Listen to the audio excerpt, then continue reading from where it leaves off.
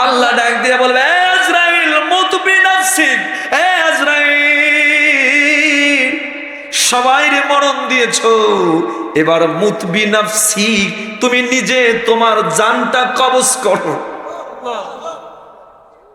আজরাইল কি বলবে, আজরাইল মুত বিনাফসিক, নিজে নিজের জানটারে কবজ করো।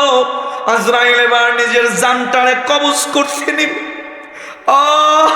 আজরাইল এত জোরে চিৎকার মারবে, কিতাবের ভিতরে আসছেন ওই মুহূর্তে যদি ফেরেশতারা পৃথিবীতে মানুষ আর জিন জাতি জীবিত থাকতো, আজরাইলের আওয়াজের কারণে সমস্ত মানুষ ভয়ে মারা যেত। আল্লাহু আকবার।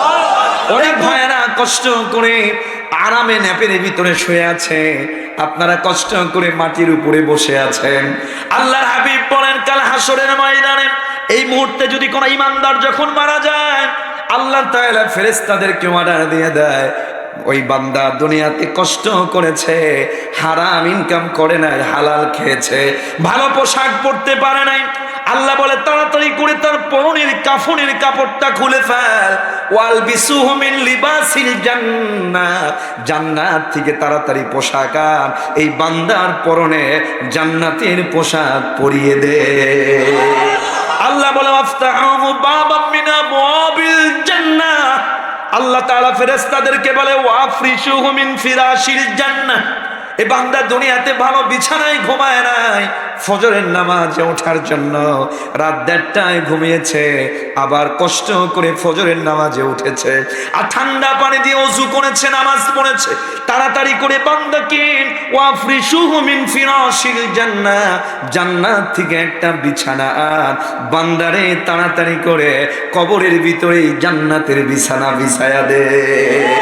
আল্লাহ তাআলা অর্ডার দিয়ে দেয়, আফতাহু বাবাম মিন আবওয়াবিল জান্নাহ, এ বান্দার কবরের সাথে জান্নাতের দরজার কানেকশন করে দাও, কবরের ভিতরে সে যেন কিয়ামত পর্যন্ত জান্নাতের আবহাওয়া, জান্নাতের হাওয়া যেন সে ভোগ করতে পারে।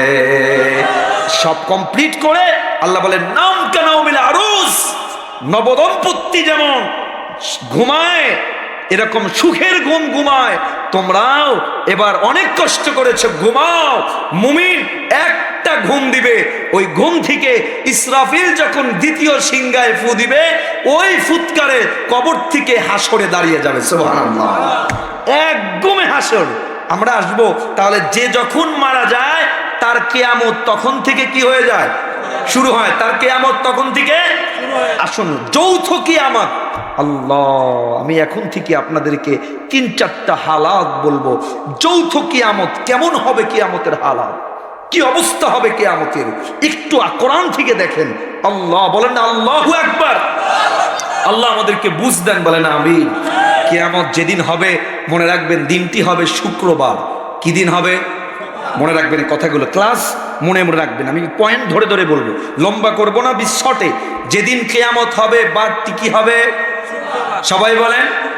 আনাবি হুরায়রা রাদিয়াল্লাহু তাআলা আনহু قال, আবু হুরায়রা থেকে বর্ণিত, আল্লাহর হাবিব বলেন, খায়রু ইয়াউমিন তালাআত আলাইহিস শামসু ইয়াউমুল জুমআহ, সপ্তাহের ভিতরে শ্রেষ্ঠ দিন জুমার দিন।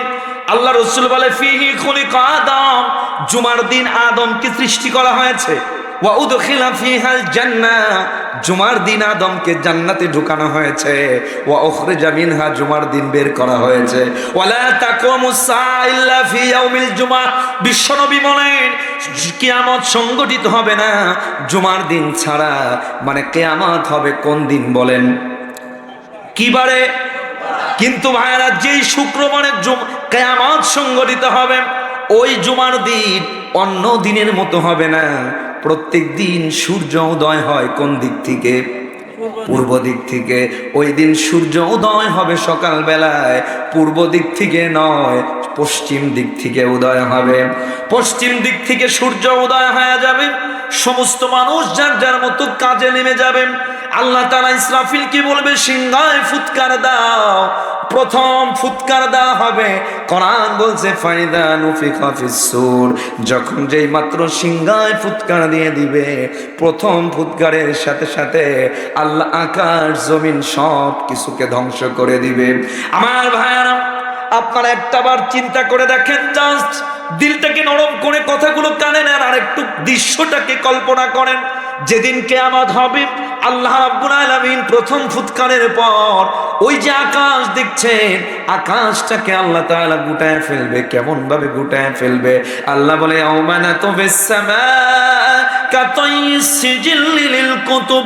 আল্লাহ বলে এই যে দেখেন টিস্যুটা, একটা কাগজ ব্যবহার করার পর এরকম দলিয়ে মুসরিয়ে যেমন করা হয়, আল্লাহ বলেন আকাশটারে আমি এইভাবে গুটাবো, হাতে নিয়ে গুটায়া জমিনের ভিতরে নিক্ষেপ করে দিব। কি হবে? ওয়াইদাস সামাউ ফাতারাত। আল্লাহ বলে আকাশটা চূর্ণ বিচূর্ণ হয়ে যাবে। ওই যে সূর্যটা দেখছেন, আল্লাহ বলে সূর্যটাকে আমি, সূর্য যত নক্ষত্র গ্রহগুলো আছে সব গ্রহ নক্ষত্রগুলো আমি ছুঁড়ে জমিনের দিকে মারবো। জমিনটার অবস্থা কি হবে? আল্লাহ!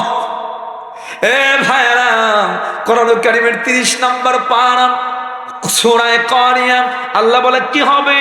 আল কারিয়া তুমাল কারিয়া।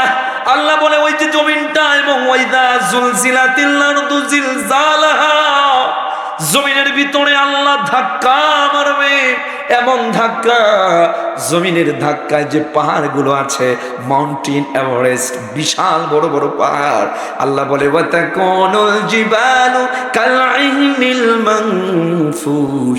ওই যে পাহাড়গুলো আপনারা দেখবেন এলাকার ভিতরে তুলা, শিমুল গাছের তুলা দেখেছেন, ধুনিত হয়, ছোট্ট ছোট্ট তুলা যেমন ধ্বনিত হয়, আল্লাহ বলেন ওই পাহাড়গুলো ধাক্কা ঠেলায় পাহাড়গুলো ছোট্ট ছোট্ট কণার মতো হয়ে উঠতে থাকবে।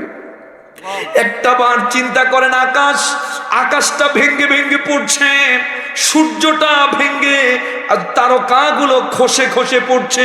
আল্লাহ বলে ওয়াইদাল বিহারু ফুজ্জিরাত, সাগরের ভিতরে আল্লাহ জলোচ্ছ্বাস হবে, এমন ঝড় উঠবে সাগরের ভিতরে, সাগরের পানির ভিতর থেকে আগুন জ্বলবে, সাগরের ভিতর থেকে দা দা করে আগুন জ্বলবে। আমার ভাইয়েরা, পুরো জমিনটা, যে জমিনটা দেখছেন, গোটা জমিনটা চুরমার হয়ে যাবে। এক কথায় পৃথিবী যা কিছু আমরা দেখি, বিশাল বড় বড় বিল্ডিং তো দূরের কথা, বিশাল বড় বড় পাহাড়গুলো চুরমার হয়ে যাবে। সব কিছু ধ্বংস হওয়ার পর এবার আল্লাহ রাব্বুল আলামিন বলবে, জিবরাইল ডাক দাও, এ জিবরাইল জমিনে যারা যারা আছে সবাইকে মরণ দিয়ে দাও। হযরত আজরাইলকে বলবে মরণ দিয়ে দাও। সব মাখলুকাত মানুষগুলো মারা যাবে। আল্লাহ বলবে কে বাকি আছে? আল্লাহ বলবে, আজরাইল বলবে আল্লাহ ফেরেশতা। আল্লাহ বলবে আজরাইল ফেরেশতাদেরকে রূহ কবজ করো। সব ফেরেশতাদের রূহ কবজ করা হবে। এবার আল্লাহ বলবে মান বাকিয়া, কে বাকি আছে? আজরাইল বলবে আল্লাহ আপনার আরশের বহনকারী ফেরেশতা আর বড় বড় 4 জন ফেরেশতা সারা সবাই মারা গেছে। আল্লাহ বলবে আরশের যেই বহনকারী ফেরেশতা তাদেরকেও মরণ দিয়ে দাও, তারাও মারা যাবে। আল্লাহ বলবে এবার আর মান বাকিয়া, কে বাকি আছে? বলবে জিবরাইল মিকাইল বাকি আছে। বলবে তাদেরকেও মরণ দিয়ে দাও। ইসরাফিল, জিবরাইল, মিকাইলও মারা যাবে। আল্লাহ এবার আজরাইলকে ডাক দিয়া বলবে মান বাকিয়া, ও আজরাইল কে বাকি আছে?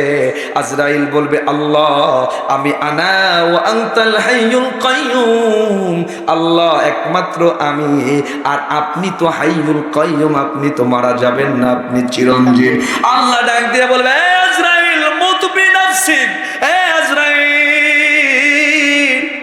সবাইরে মরণ দিয়েছো, এবার মুত বিনাফসিক, তুমি নিজে তোমার জানটা কবজ করো। আজরাইলকে বলবে আজরাইল মুত বিনাফসিক, নিজে নিজের জানটারে কবজ করো।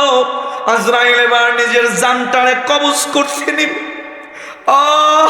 আজরাইল এত জোরে চিৎকার মারবে, কিতাবের ভিতরে আসছেন ওই মুহূর্তে যদি ফেরেশতারা পৃথিবীতে মানুষ আর জিন জাতি জীবিত থাকতো, আজরাইলের আওয়াজের কারণে সমস্ত মানুষ ভয়ে মারা যেত। আল্লাহু আকবার!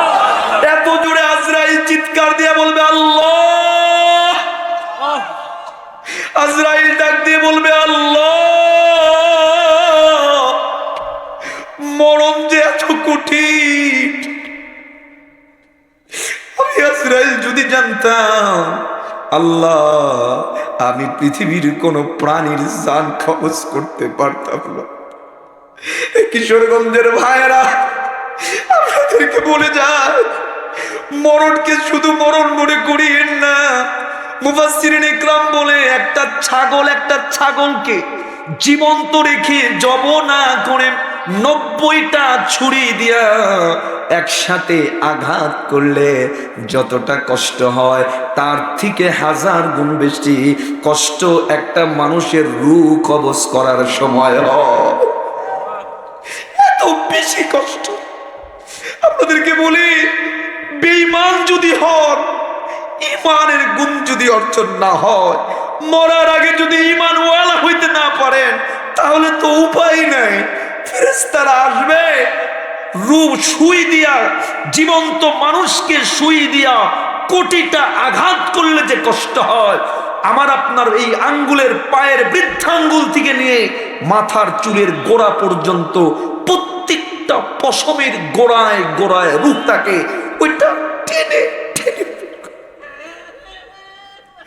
এ ভাই, কিতাবের ভিতরে আসছে যদি বেঈমান হয়, আজ ফেরেশতারা একটা কাপড়, ময়লা আবর্জনা কাপড় নিয়ে আসবে, ফেরেশতারা টাইনা টাইনা কষ্ট দিয়া দিয়া রূহটার বের করবে, রূহ বের হতে যাবে না। দেখবেন বেঈমানদার মরার সময় চেহারা বাঁকা হয়ে যায়, অনেকের চেহারা কালো হয়ে যায়, অনেকের হাত বাঁকা হয়ে যায়, পা বাঁকা হয়ে যায়, কারণ রূহটা বের করতে, রূহ বের হতে চায় না। কারণ রূহ দেখে আমি বের হওয়ার সাথে সাথেই আমাকে ময়লা কাপড়ে বেঁধে ওই বেঈমানের রূহটাকে যখন উপরে উঠানো হয়, ফেরেশতারা, আকাশের ফেরেশতারা বলে, ধাক, সরাও সরাও সরাও, বেঈমানের রূহ আমাদের আসমানের দরজা খুলবো না, নিয়ে যাও নিয়ে যাও। আকাশে উঠতে দেওয়া হয় না। এবার ফেরেশতারা বেঈমানের রূহটারে নিয়ে আস্তে আস্তে জমিনের নিচে নামতে নামতে জাহান্নামের নিচে সিজ্জিন নামক জায়গায় বেঈমানের রূহটারে নিয়ে নিক্ষেপ করে। বলেন নাউজুবিল্লাহ।